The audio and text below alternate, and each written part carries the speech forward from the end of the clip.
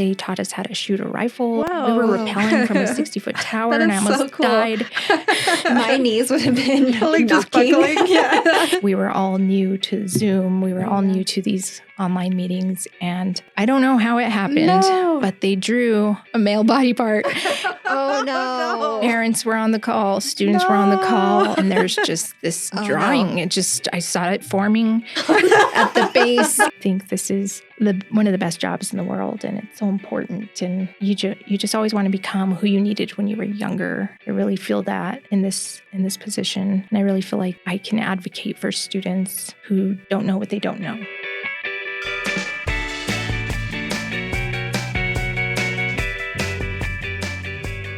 Hello, welcome to Good Job New Mexico. I'm Stacy Johnston. And I'm Carla Melendez. And today we are talking with Lorraine Chavez. She's a college and career readiness resource counselor for Albuquerque Public Schools. Yeah, I loved talking to Lorraine. That was a fun conversation. I was really surprised in a really good way how much her kind of background story and mine matched. That was crazy.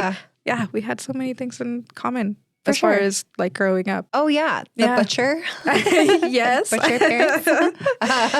Yeah. Although that had different outcomes. She's now a vegetarian. I am not. True. So that's, it's interesting. I'm pretty sure I would have been a vegetarian if Would my you? parents had. Yeah, I think I tried for a little stint because there was like something in elementary school talking about like the different types of diet. Who knows why? And I was like, I want to try this vegetarian business. And then my parents made like a cheeseburger, and I was like, well, I need that really cheeseburger. good. Yeah. So that did not last long. It's always the cheeseburgers that like Gets me. pulled people.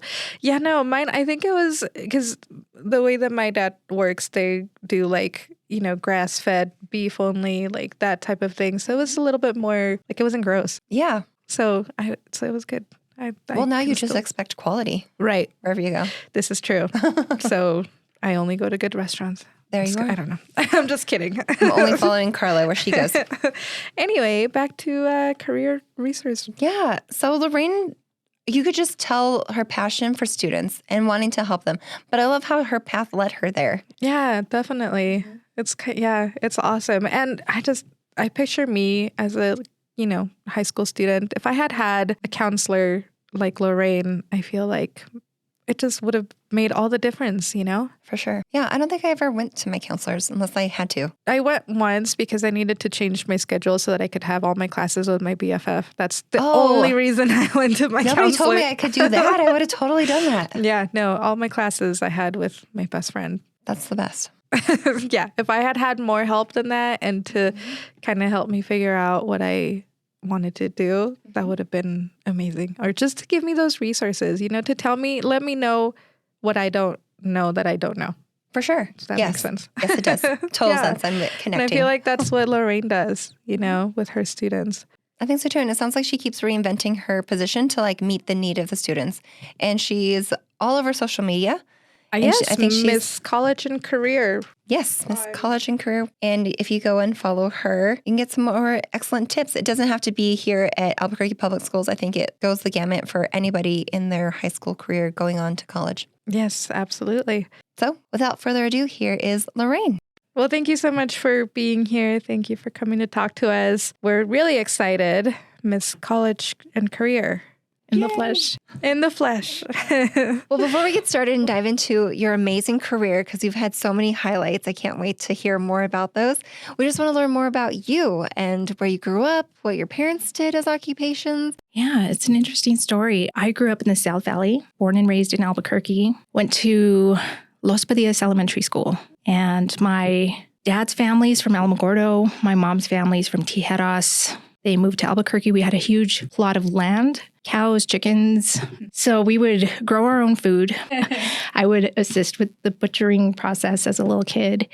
And I don't know if that's why I'm a vegetarian, but I think it is. I saw a lot. Are you a vegetarian? I am not. My dad's a butcher, and I grew up the same way as you did, right? We had animals, we grew our own food, and I assisted with the butchering process, but it did not make me stay away. I also think my dad would probably disown me though, Oh, no. being a butcher. So There was a lot of cultural rejection. right. Becoming a vegetarian in like a meat-eating family. Just for the record, I would have done exactly what you did, though, because I would be like, oh, no, but little Sammy or chicken. Yeah. When your pets become your food. Yeah. Yeah, I think, well, we never named our animals, so I think that helped a little bit.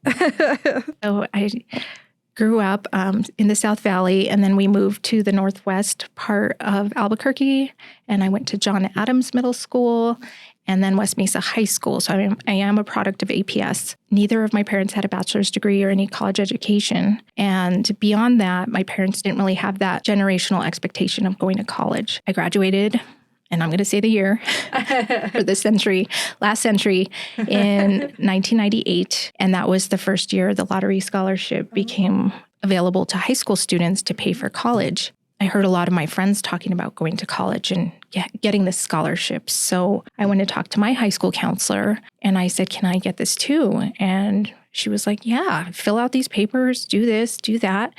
And I ended up at UNM. Everyone in my family was just, oh, you're in college, go be a doctor. Yeah. That was the advice. And that was the encouragement. And that was the, oh, well, tell you what you should do. And I didn't know what I should do. I just kind of took that to heart, like, okay, well, I can go be a doctor without thinking about what that entailed. By the time I got into the senior level of biology classes and started looking at medicine and gaining experience, I started working at a sleep disorder center where I had to touch people and I had to smell things. Oh. Yep. And I realized this is not for me. Yeah. But I've invested 5 years in getting this bachelor's degree to go to medical school. Maybe I could pivot to nursing, but I still have to smell things, touch people. And that's where I realized I made some choices that weren't compatible with my personality or my strengths. So you have to finish. Changing your major could set you back years. And at that point, I needed to just finish. So the plan just kind of derailed. But I was in college and it was a big deal and I earned a degree. And so that was a huge accomplishment.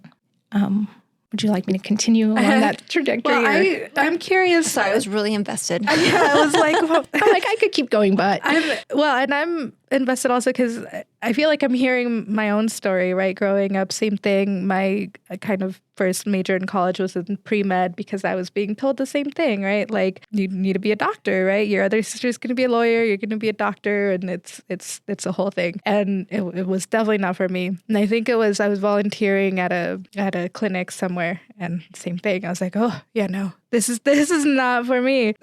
Your story resonates so much with me. I think it's those expectations that we place on, like first generation students. And, it's hard to know where the resources are to make informed decisions. Right. Right. And then it's okay if you have to make that pivot after years of investment. You can still go on to be very successful in what you're passionate about. Do you have any siblings, Lorraine? I do. I have an older sibling and 2 younger.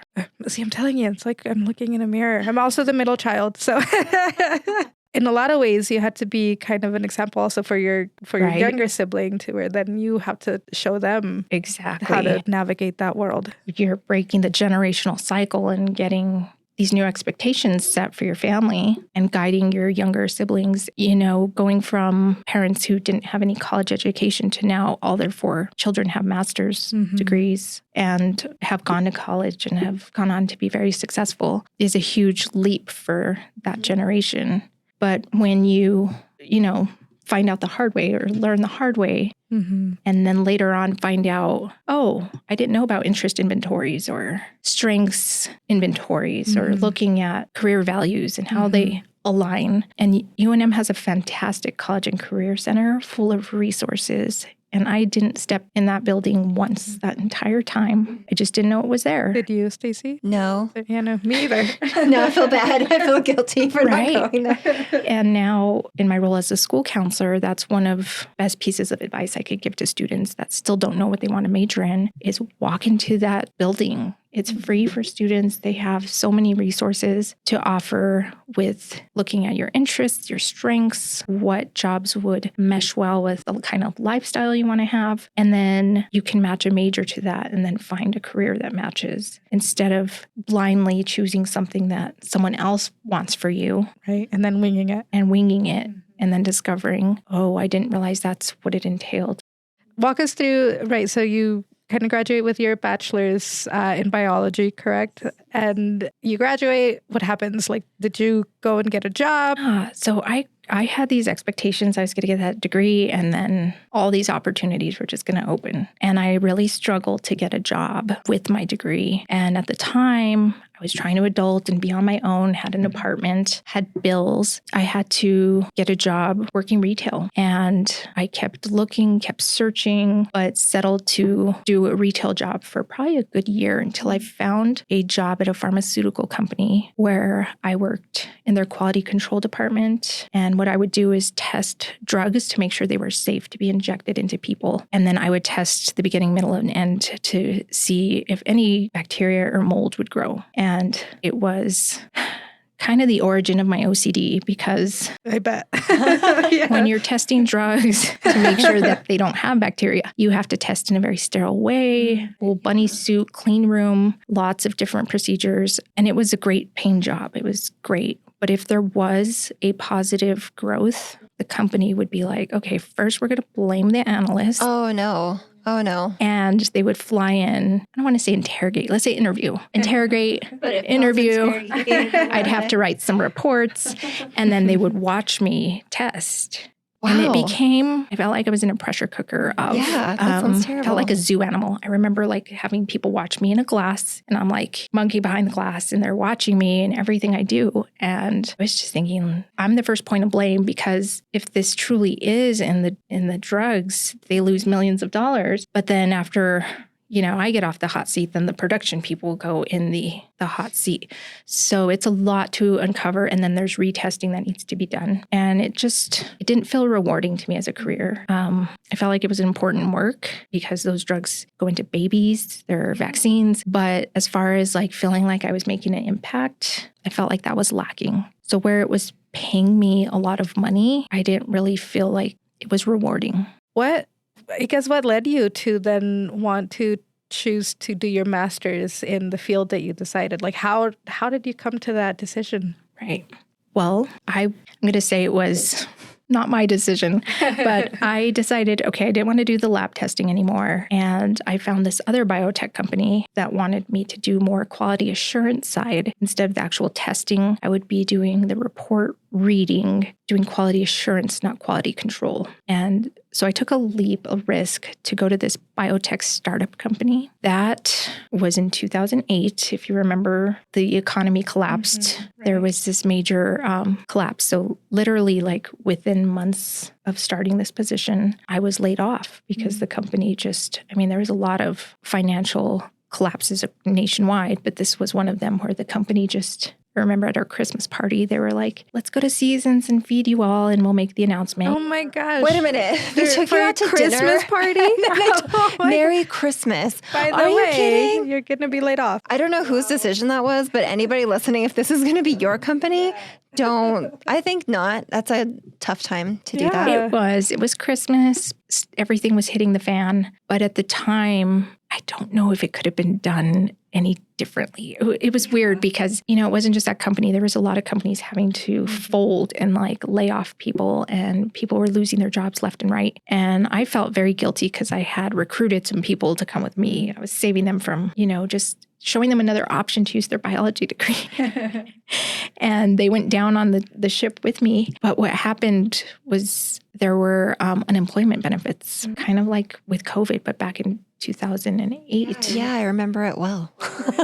We were here. I ended up on unemployment. And I kept thinking, what am I going to do now? What can I do now? And a lot of my friends, everyone in my circle had different careers. So I was talking to them. What do you do? What do you do? Do you like your job? And one of my friends that was a teacher, I just wanted to listen to this teacher talk about their stories and about how they made a difference in the lives of these students. And I was inspired. And I knew the money wasn't great, but I also kind of was starting to learn my personality. Like, I'm more introverted. Okay? So you start learning about yourself and what your strengths are. And I thought to myself, I would like to work with students, but I don't think I'd be a good teacher because I don't want to be in front of the class, a large group, and having to be loud and control the class. I'd rather work one-on-one with students, which was another bad assumption on my part, because school counselors, we go into the class. We are the teachers.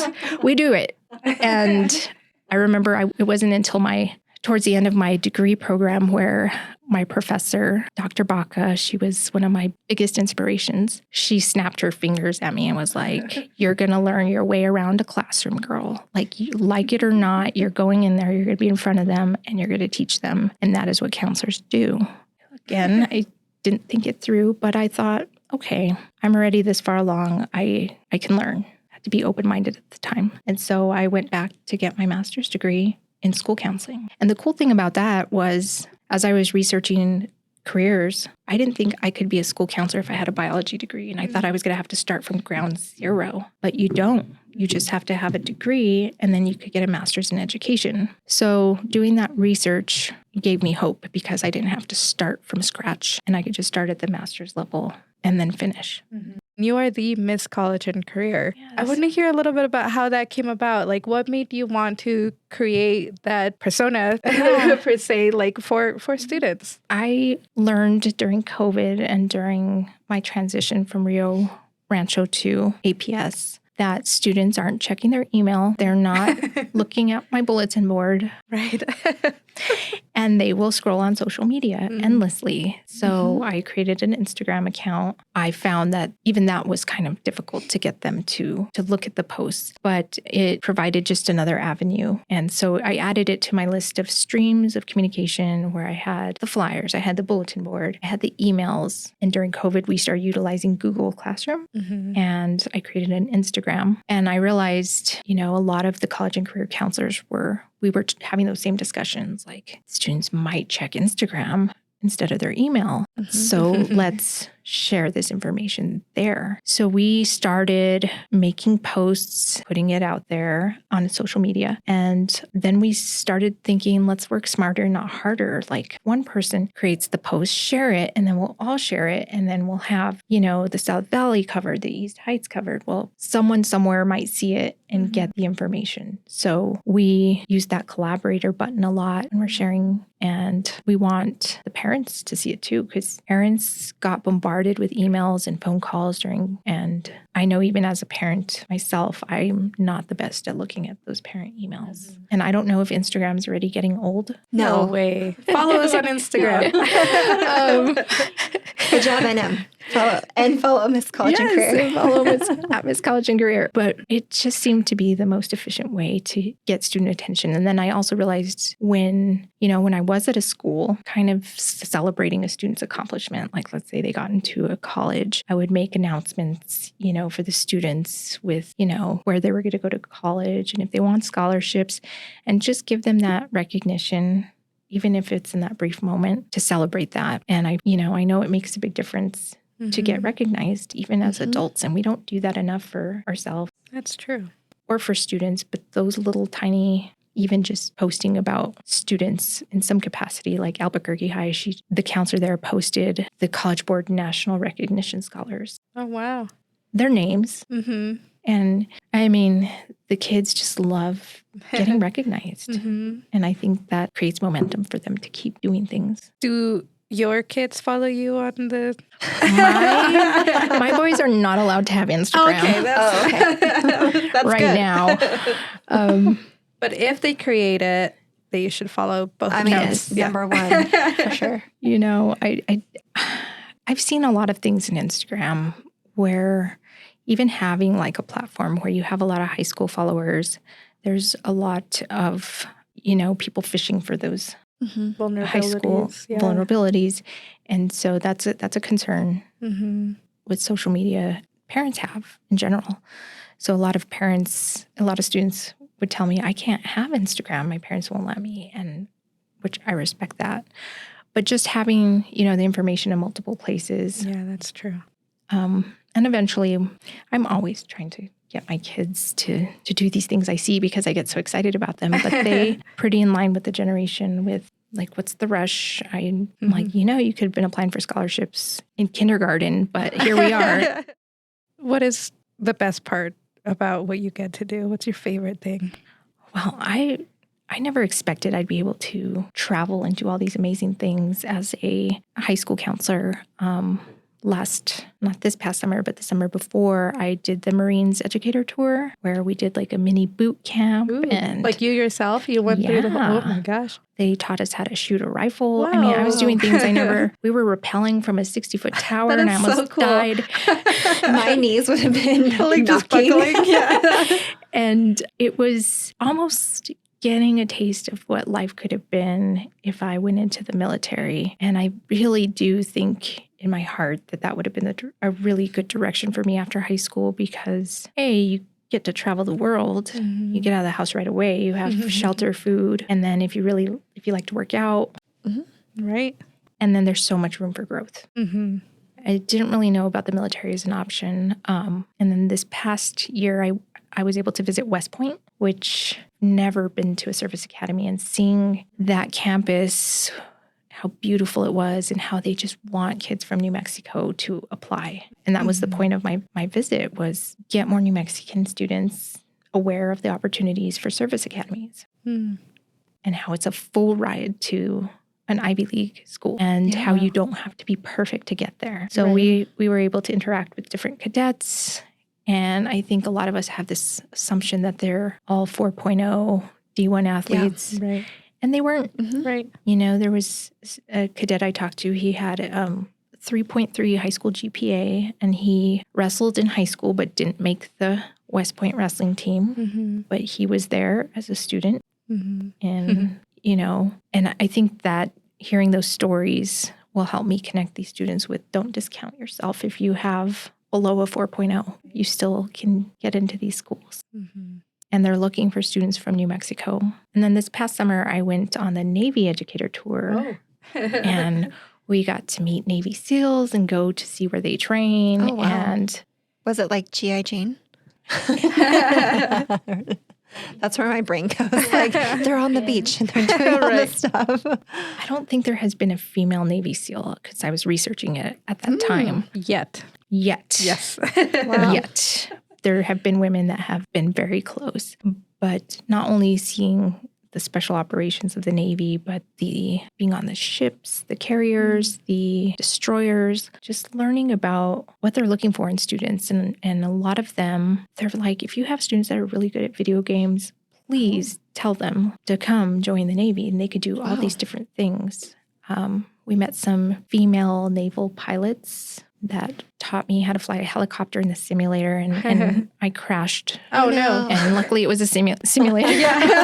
But so we're not getting a ride from you anytime I soon. will not be flying a really helicopter, but getting to experience these different career opportunities for our students and then coming back and sharing it, really exciting, because when you never were able to see those opportunities, to just even share it in stories with students, or let them know about when they have like open house events or family events where you can go and talk to someone. I really encourage those opportunities. I went to the Southwest Carpenters Union and did a tour of that facility. And just, it's a gorgeous campus, classroom, state of the art for students that want to pursue trades.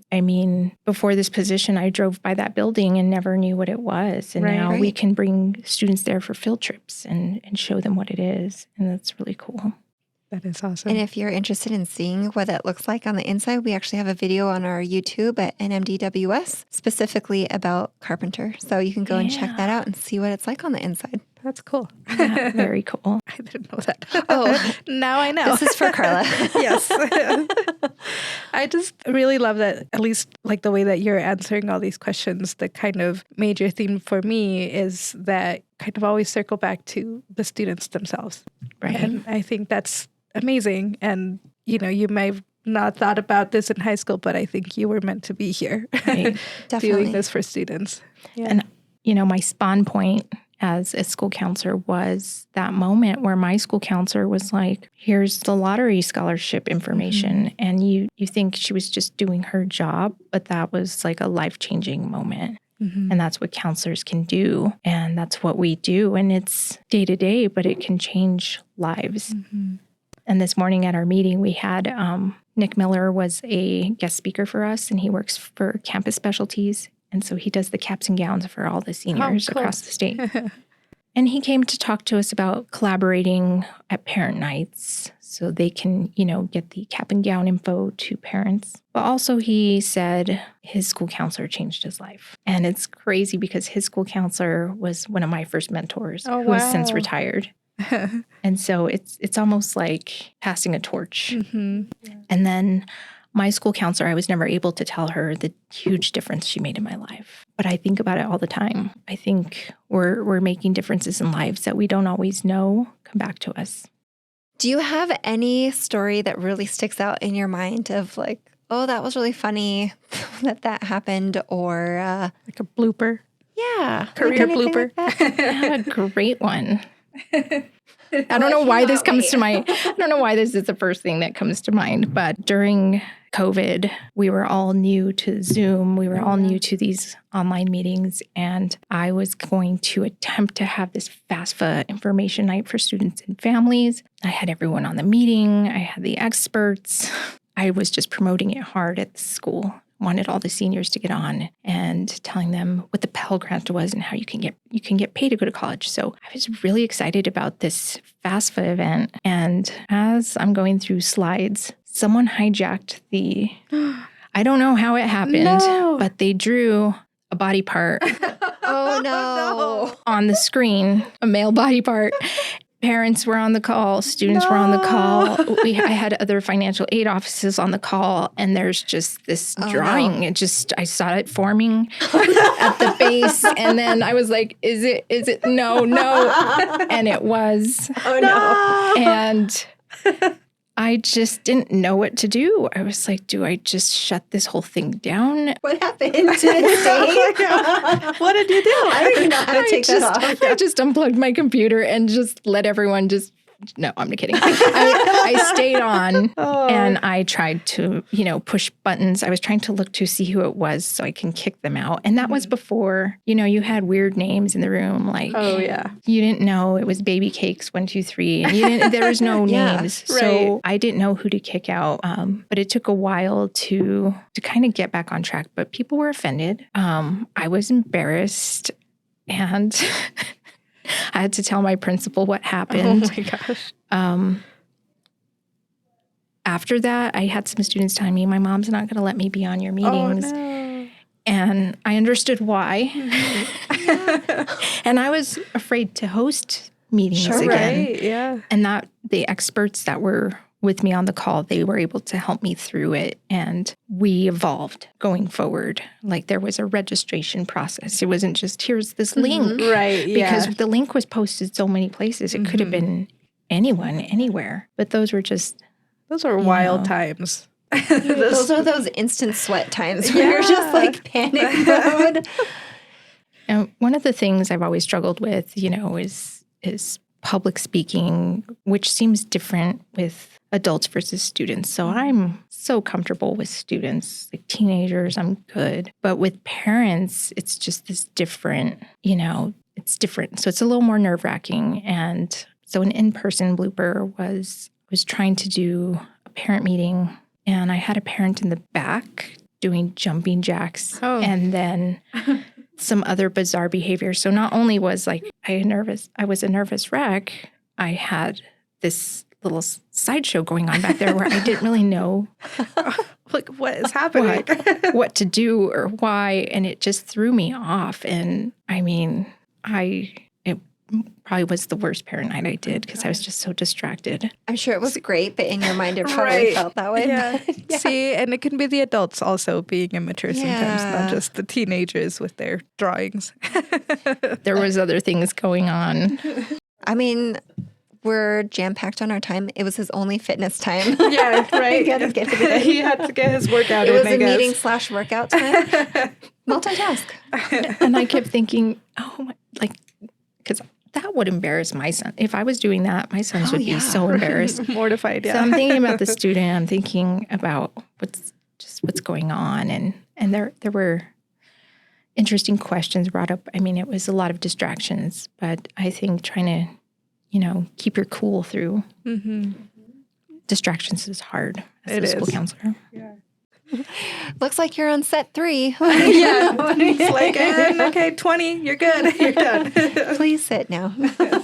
Where do you see yourself going next? What's next for you? I love being a school counselor. I could say I finally found a place where I'm happy. I love what I do. I have a passion for what I do because I want to help the students that were like me that didn't know where to even begin. I'm already invested as a school counselor. This is my 12th year. And so I see myself staying through retirement. This is nice, a nice little change to do some leadership stuff and support my team. But if I did go back into the field, I would be just as happy. I think this is one of the best jobs in the world, and it's so important. And you just always want to become who you needed when you were younger. I really feel that in this position, and I really feel like I can advocate for students who don't know what they don't know.